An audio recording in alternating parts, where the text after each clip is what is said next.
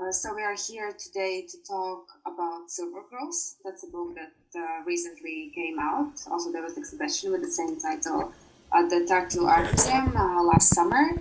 And the book is looking at 10 photographers, Latvian and Estonian, who worked in beginning of the last century, women photographers. And in between both wars, the First and Second World War. And actually, I would like to start with a simple question: how the idea for the exhibition and the book came about. Why did you choose this topic to research?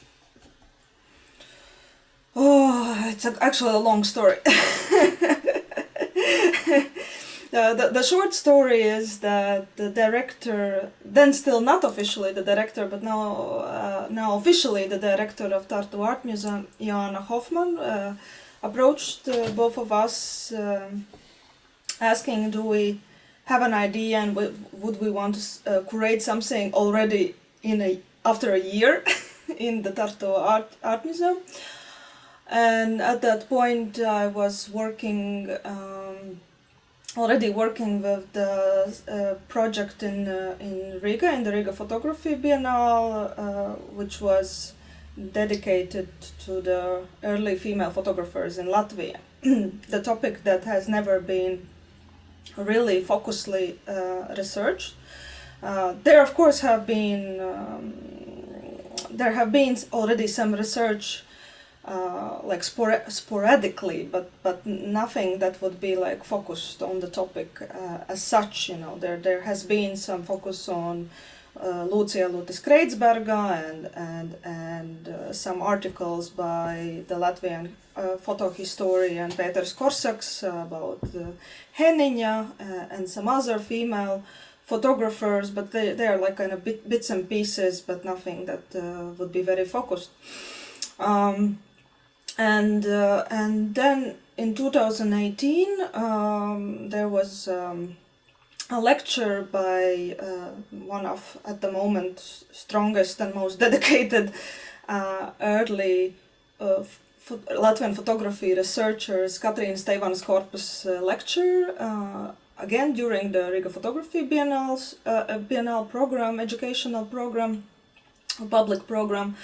And she was, I don't remember even the details, but she was like, presenting and talking about the early photography in Latvia. And she mentioned, by the way, that there is also those female photographers, and it's actually a very interesting topic, and there's definitely things that you can, there definitely were female photographers that are worthy talking about and researching, but that her research is already, that she has already so much to research that she doesn't have capacity herself to get into this topic separately. And this was the first moment that like light bulb came up in my mind that I have always been interested in female history, never have given proper shot into doing anything about my interest like professionally, that I would really push it, not just work with some contemporary artists who associate themselves or who represent themselves as feminists or do something like that, but really to kind of dig into the history from this female history perspective. So I think that was the first trigger, and then when we were discussing with the Riga Photography Biennale team about what could be the projects for the year 2020, then one of the project ideas that I proposed, and I said that it's very tricky because there is nothing that has been focusedly done. I proposed it, said it's a tricky project. We don't know what will come out of it, but I'm ready to take this risk that we won't find anything or find something very little, and and the team agreed. So we started to work, and then we thought that we need a good, stable collaboration partner. So we invited Latvian Photography Museum to get involved in the research. I was busy with several other projects, and time was so limited. It was kind of only a year, so for the research of such topic, it's super small time. So we approached Photography Museum to get the help in this research. So that's how it all kind of started, and for the Riga project, the result we could see in September in the Riga public transport stations in the form of the posters, and there was represented 6 Latvian photographers. Why we kind of started, so there was already this fantastic material that could be used to make also some other projects and develop them further. So I thought that this is a great opportunity to work on something that anyway the material is so interesting that there can be projects years and years and years and to go.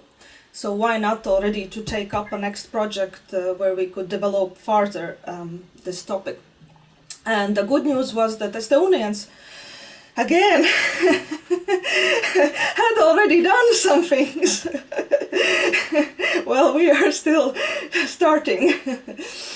So Indrek can actually tell more about the Estonian part, but I knew that, and Indrek had given me an article by one researcher who had written actually extended article about early female photographers in Estonia.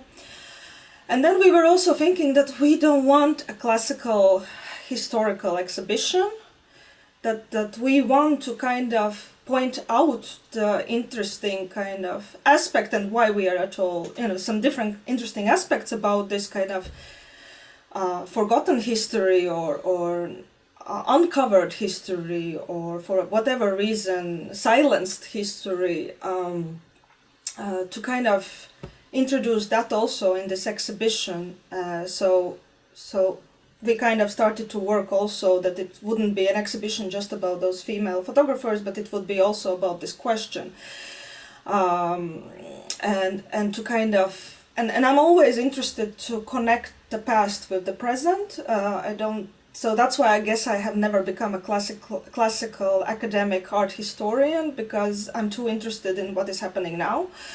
And so whenever I work with the historical material, I want to introduce into it something that is happening now and why at all this material is interesting for us now. So we decided that we want to also invite few contemporary artists to join the show and participate in this show, who in their practice also are dealing with forgotten history, things that have been damaged or lost, and kind of through that also introduce these also contemporary voices besides early female photographer photos and our as a curator's voice. Also these artist voices could be present as well there, and that's how we got one male artist also in the exhibition.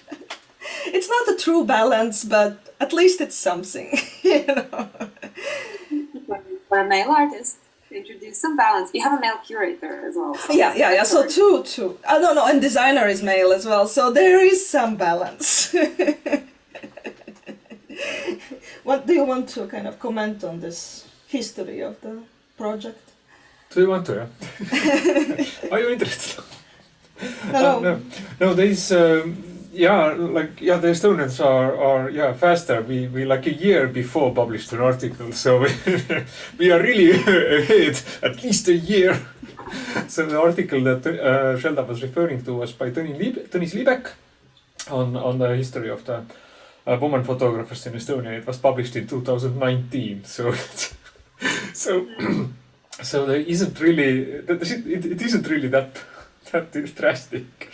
Or the situation isn't really different around here. It is true that there was already an exhibition, or let's say in this sense, my job was very simple. There was already in 2015 an exhibition in Tallinn in the Photo Museum. It was called Out of the Shadow, the early women art photographers of Estonia.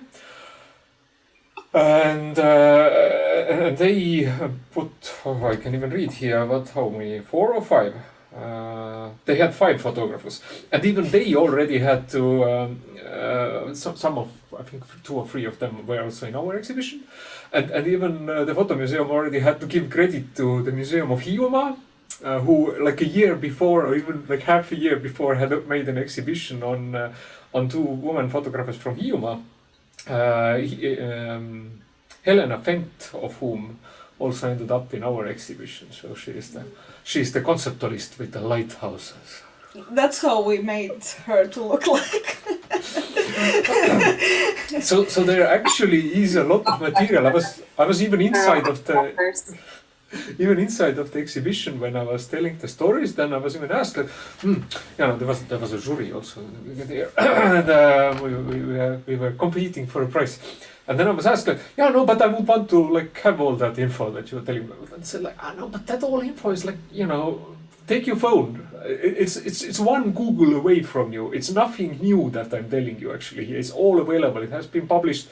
Annika Haas, when an Estonian photographer, and she's also now working in the photo museum. In 2015, during the exhibition, she published 2 very long articles with the descriptions of the lives of the authors in our photo magazine Positive, and the info is actually all there. It's not like nobody is really talking about it. It's just sort of. I don't know.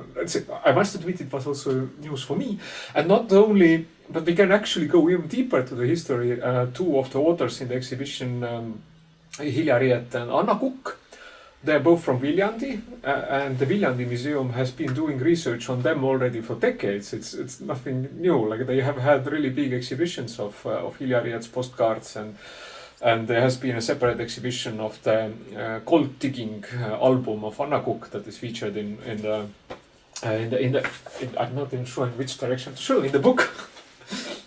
And Tiina Parre from Viljandi Museum has been, the Viljandi Museum itself has published many articles on them. So it's nothing, actually the info was all there. So my life was very simple. Mm-hmm. But I guess no one really compiled them all together. I mean, Silver Girls, it sounds almost like a band name. Yeah, we were also criticized for what was infantility of the title and so on, but no, but there is a story about the title, and actually the story comes from me being, for many years fascinated with pop art, and so the Silver Girls actually come from Warhol factory. So it's inspired by that. So in a way, kind of, in a weird way, and the Silver Girls, of course, the association is with the technique used, and so, but it's also a bit of the funky side of it, or the, as some call, infantile side of it. Actually comes from this. Kind of Warholian joke, and which makes them more fun, more kind of modern, and something like that, so that it isn't this heaviness or that there is, the material itself is nice and serious. Why we should add kind of something that makes it kind of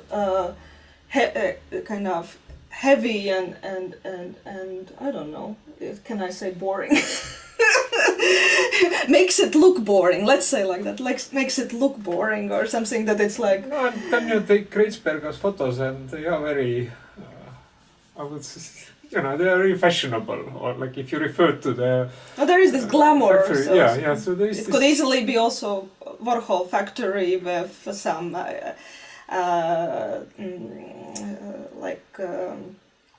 those superstars.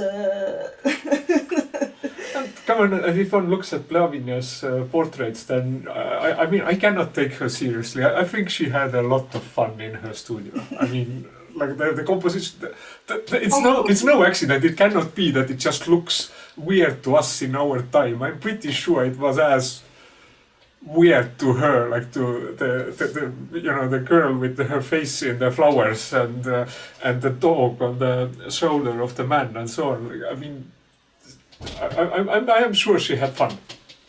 Yeah, and I kind of feel that there is sisterhood much more when you say girls instead of woman, kind of. Yeah, that's true. Because I really like the title. I thought as well that a lot of people can look at it a bit differently, like considering a bit like infantile, or also, thinking about it, women sometimes are referred as girls, or say that they are like, sort of like diminish that and that they don't really understand anything. But then I was thinking also about the fact that women in between themselves in all ages like refer as girls. Like I remember my grandmother when she was like probably around 60, and for me she seemed like very old person at that time. Also was talking about her girlfriends. I was like, oh, me and my girls, we are going to a birthday, and it gives this sense, yes, of unity as well, with this togetherness, I guess. And there is also the historical, twist in it, because it's all their careers end with the Second World War.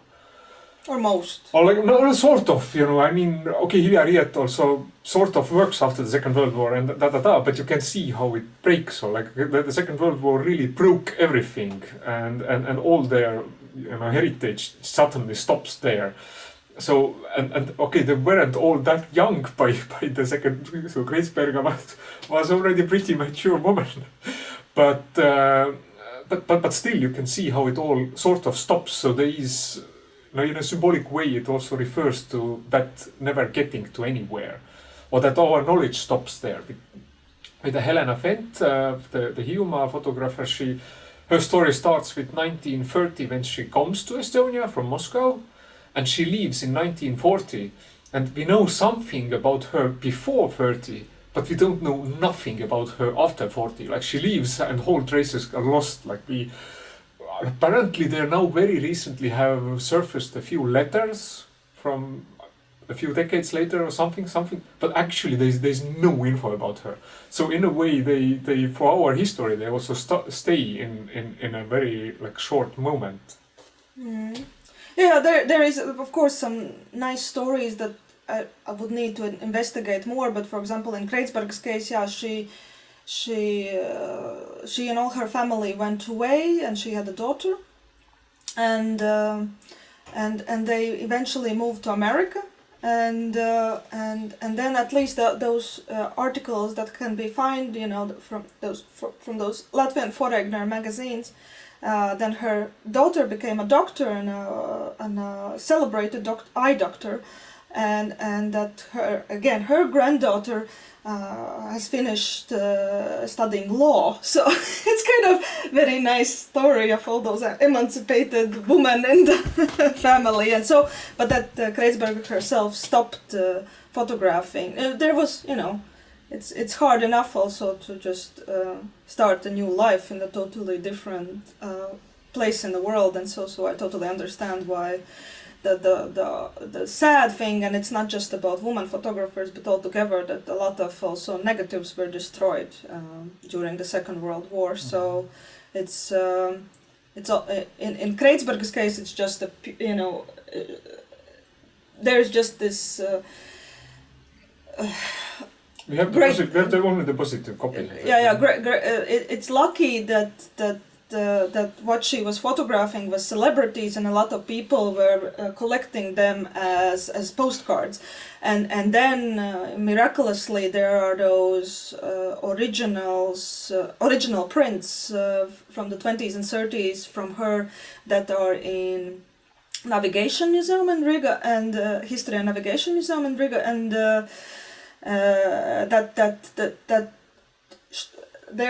there is a suggestion that they were exhibition prints or something, that she was participating in exhibition. And then again, with Pļaviņa, there is almost nothing from the prints, but there is more than 1,000 glass negatives. So, which again is something super unique that none of the others have. Nobody else has the glass negatives, let's say, from the Latvians that we have found. So she's again unique with this this kind of heritage. That's why there's also a lot of joke, because also the style is a bit similar to the glass strange. So then she's also this a glass strange story about discovery of this huge amount of glass negative. Yeah. And then the subjects in them are also really cool and really interesting and very diverse. But of course, maybe with the other authors it would be the same. We just don't have 100,000 glass negatives, which would tell a much better story of how and what they were photographing. But blah blah blah. We already went a bit. Why do you think we know so little about these photographers up to now? Of course, there is the case in Latvian history of photography that the last overview came out in Soviet times, and since then, of course, there have been like separate monographs or books on certain periods of time, or some writing also as part of the history of art, but we really don't know that much. And I guess a lot of, maybe for you, when you started the research, also was the question if we just don't know about them, or maybe there weren't that many female photographers at that time, because now photography is easy, but then of course it's also a very like crafty task with all the equipment and chemicals. So maybe you can talk a little bit on that, why we don't know that much, because there weren't that many, or because they have disappeared from the history or been erased from the history. And how did you start to discover the material? Maybe you could start. Why? First of all, it's not that we, okay, the names themselves don't appear really in the photography history books, not too often anyway.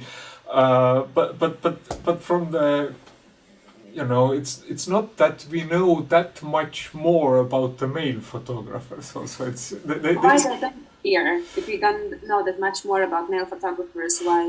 Yeah, exactly. No, but that now it's the question: why aren't they in the book? Yeah, and this is a question I guess that we can speculate about. That when you take the history of whatever subject, then they are not there, and it's actually even paradoxical in a way. We had in our exhibition Nanna de Boispoel. She's a Dutch artist, and we had her. Danish. Elisabeth Donner was our Dutch artist. So we had the Danish artist Nanna de Boispoel, and with her work Stellar Spectra. Can you help me with the name of the astronomer? Margaret Huggins, I think so, yeah. Let's see. So her work is dedicated to one early, that is like beginning 19th century. Huggins. Yeah, Margaret Huggins, British astronomer. She's one of the pioneers of spectral photography. So where they photograph the stars and then separate the light from the stars into the different wavelengths of the light. And that gives you information about chemical consistency and temperature and so on of the star. Basically, from the light you can read a lot of information. Yeah, and it's still used nowadays in not only in astronomy but in very different fields in physics. It's a very common practice, and she was one of the pioneers in that. She was also building herself cameras for that. Yeah, to photograph the spectrum. And she got married to another astronomer, so to Mr. Huggins, and they together published the first star atlas based on Huggins's photos. And now the weird thing is that during her lifetime nobody questioned her importance. So it's not like she was in the shadow of her husband or something. She was really cherished. But when you take the history books, then she is sort of forgotten out of it. There's suddenly a gap. There's only Mr. Huggins. So yeah, there is the tendency to literally write the woman out of the history. It really is. We can even show, and it's not that they weren't also known at their time. No, they just forgotten out of the history as such. She's a very, let's say for a cultural semiotician, it's always like, I can see some structures working here. So the reason is that there is a wide-ranking tradition of just not including a woman in the history as such. So we can actually talk in this context about how the history has been written and how how to say it in English, how also, injustices made while writing the history or something like that, or how we're talking about, kind of sexism and inequality, racism, and different kind of, things like that, colonialism and so, but I think only recently, very seriously, is talked about how much of that is in the writing of the history, or there's also this joke about, the history is written by the winners or something like that. So there was just this assumption that it will look more stronger and convenient, more convenient, and so if you'll represent the male instead of the woman, so if there is no choice, then there will be, the woman, and but if we can choose between a husband and wife, I'm of course simplifying, then the husband. There is also the story of Marie Curie, and also they worked a lot together with her husband, and there was the suggestion in the beginning when they were nominated for oh my god, this biggest prize you can get, Nobel Prize. Then it was suggested that only he would go to receive it. That he was the only one invited to although he just held out. Yeah. So and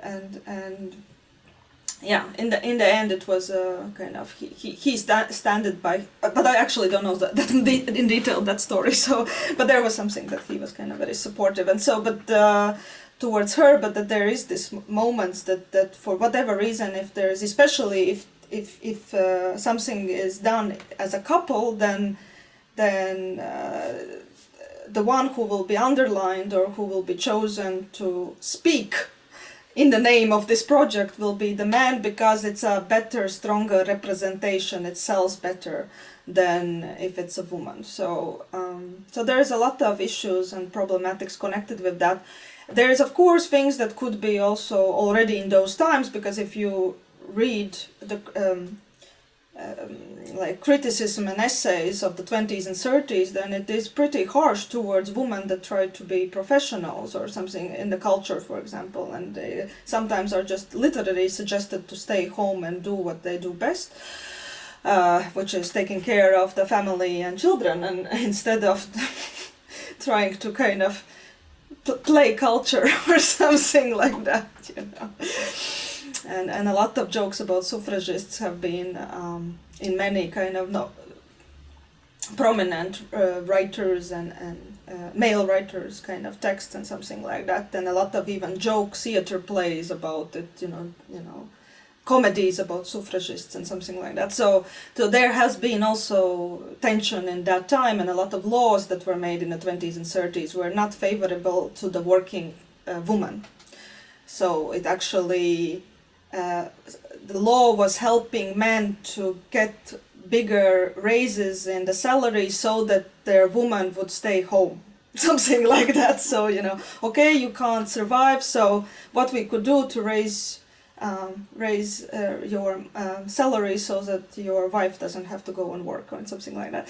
So there of course was, but then again, at least that material that I have gotten about the Latvian female photographers, nothing kind of directly talks about that somebody was trying to kind of stop them from becoming photographers and working professionally as photographers. And in many cases the male photographers were very even supportive and helping them out, like Butzlers, Martin Butzlers, and many others. They were, and Rīdzinieks even, kind of giving as a present their old cameras and, saying that I see a great potential there, take this camera and continue until you can, get something better and something like that. So there was also a lot of this support. So it's complicated. It's very complicated, and many things we will never know because the information is just not there. But there is the fact about how the history is written. Yeah, it's just the undertitle of the exhibition, Silver Girls, is the Retouched History of Photography. So in this sense, it's just very very simple. The history has been retouched. And you know, and as photography has, I think till now still actually this stigma of being the representation of the reality or like of truth. You know, you have this value, or like you can use a photo or like CC camera footage as a proof for something, but you know, a painting or drawing you can't really use as a proof for anything.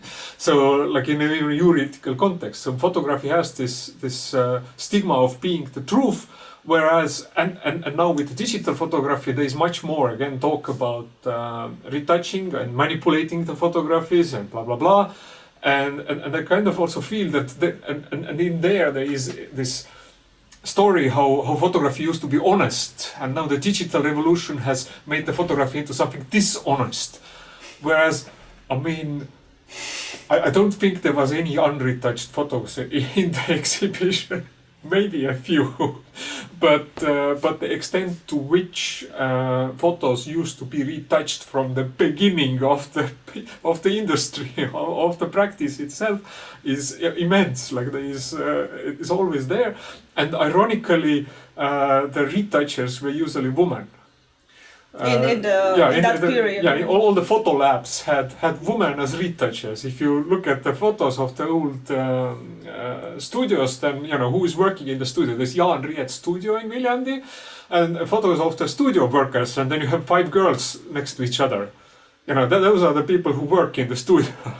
So there is the woman did a lot of that retouching. So the retouched history came also through there. That they were the retouchers. So let's but we did not try to show it so much in the book, but in the exhibition we were a lot working with this. What is the representative of the truth, and how all of them can be questionable. So one of them is the photography resembling the truth? Can it be a representation of the truth? Is history representation of the truth? And is the mirror representation of the truth? And the answer is yes and no. You know, kind of. Because in the mirror you see what you want to see or what you don't want to see, and so you kind of torture yourself seeing it or something. And you see it in the mirror. And you see it in the mirror, so it's upside down anyway. So not upside down, but in reverse. Yeah. So it's already wrong. So. So, and that's why Murashko had this ingenious idea when I was whining to him that I don't want just these printed out big format images in the exhibition, and what we could do to kind of introduce something else and maybe do it so that there is this feeling in the exhibition of this concern of what is then the truth and what are the ghosts of the past and something like that. So the first idea was something about maybe use those something similar to the projection carousels or something that are constantly showing images and making those ghost projections or something like that. But then he came up with this ingenious idea about making those mirror installations where you have to see where you can see the photos only through the mirrors. So the little camera obscuras all around the space. And Indrek was responsible for the technical solution of those. How in reality they could work, and because there is the mirror, there is the photo, there is the shelf itself, there is the way how the light then is installed into those shelves, and because the exhibition hall itself is dark, and I don't know if we answered everything about it. Was there a question also? There is one more nice I don't know, gesture. I want to make some self-criticism. Yeah? So when we talk about that, when Šelda said that many of the male photographers were also very supportive, Then there is the studio of Jaan Riet in Viljandi, and so now there is this problem that there were a lot of women working there. There was Ilja Riet, and then there was his wife was there from the start. And we, for example, know that Jaan Riet himself was in the First World War, and his studio was never shut down. That means his wife just kept on photographing. And now when we take this heritage of the studio, which is very extensive, then yeah, now those are the photos of Jaan Riet. But where they, it's even said that Jaan was himself, he was traveling a lot and making those stereo photographs of different locations in Estonia, like a travel logo, I guess was looking for something to sell. But at the same time the women were making the studio photos. And so on. So there is a lot of also stories who made what. So the attribution, for example, with Anna Kukk, we even have this problem that she had her own studio also for 10 years in Zeya. This is in very, very far away Siberia, next to the Chinese border, and apparently a very successful studio. Anyway, she was rather wealthy from the pictures, one could tell. But when she returns from Zeya in 1920, after the revolution, and then her husband also died in 1920 and so on. So she returns and she doesn't bring much of her stuff back. So we actually have one album that is from 1912. It's this cold digging album that documents the cold digging in Zeya. And that's pretty much the one thing we can really attribute to her, that we really know. But with the rest of the stuff, we can kind of guess that she made them. So it puts us in a very difficult situation.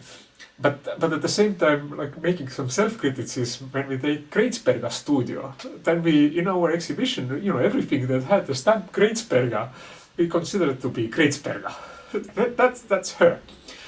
Whereas there was actually also stuff in Kreitsberga studio, and there were also some boys in Kreitsberga studio making photos.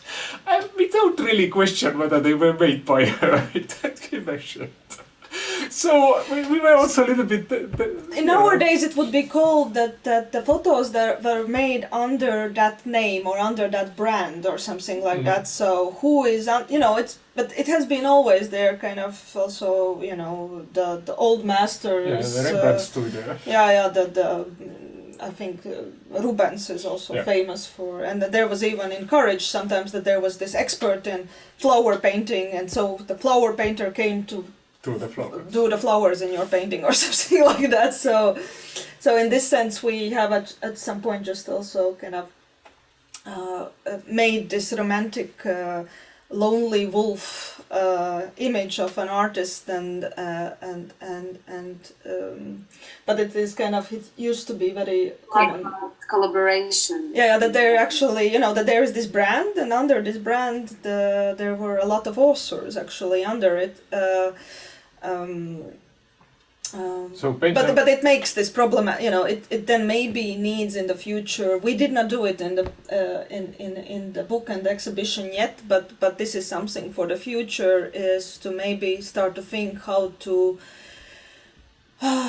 recall those things also in the photography history, that there is this workshop of that and that, or the salon of that and that. So not to say this is Rīdzeneks, but this is the kind of Rīdzeneks salon. Sometimes it's even called Clio, that, and by that you could actually talk that maybe some of those images were made by his wife, because in the Latvia's case, Rīdzeneks and his wife is a good example of who really did what, and